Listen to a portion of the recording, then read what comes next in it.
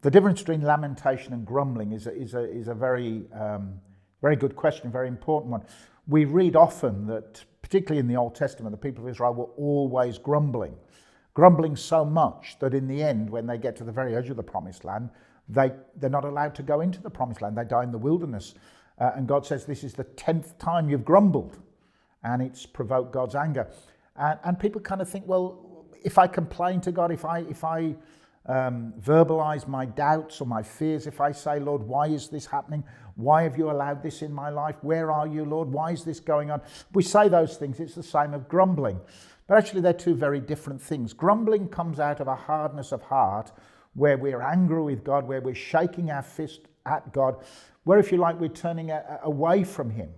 We're not trusting him anymore. Whereas lament comes out of a heart which is full of trust, actually.